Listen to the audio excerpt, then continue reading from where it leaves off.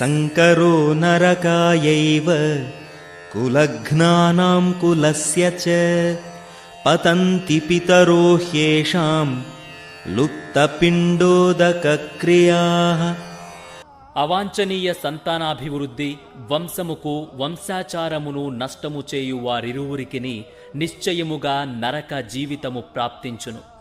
పిండోదక క్రియలు పూర్తిగా నిలిపివేయబడుట చేత అట్టి అధర్మ వంశములకు చెందిన పితరులు పతనము చెందుదురు.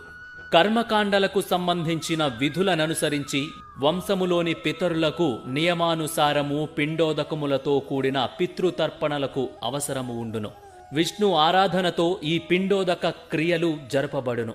ఎందుకనగా విష్ణు భగవానునకు సమర్పించిన ఆహారమును ప్రసాదముగా స్వీకరించుట ద్వారా సమస్త పాప ఫలములు నశించును. కొన్నిసార్లు పితరులు వివిధ రకాల పాప ఫలములను అనుభవిస్తుండవచ్చును. భూత ప్రేతములుగా సూక్ష్మ దేహములలోనే బలవంతముగా నిలిచిపోవలసి ఉండును.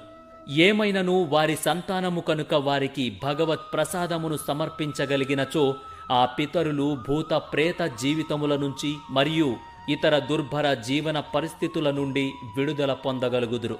నిజమునకు భక్తియుక్త సేవలో నెలకొనని వారు అట్టి కర్మకాండలను తప్పక నిర్వహించవలెను. కాని భక్తియుక్త సేవలో నెలకొనిన వారు అట్టి కర్మలను చెయ్యనవసరము లేదు.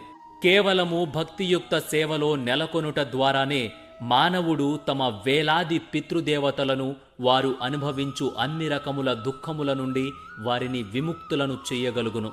ఈ విషయమే శ్రీమద్భాగవతంలో చెప్పబడినది. సర్వధర్మములను విడిచి ముక్తినొసగెడి ముకుందుని పాదారవిందములను ఆశ్రయించిన వాడు మరియు తాను చేపట్టిన భక్తి మార్గమున పూర్తి శ్రద్ధను కలిగినట్టి వ్యక్తికి దేవతల పట్ల, ఋషుల పట్ల, కుటుంబము పట్ల, పితృదేవతల పట్ల ఎట్టి రుణములు గాని బాధ్యతలు గాని ఉండవు. దేవాది దేవుని భక్తియుక్త సేవ ద్వారా అట్టి బాధ్యతలన్నీ సహజముగానే సమకూరును.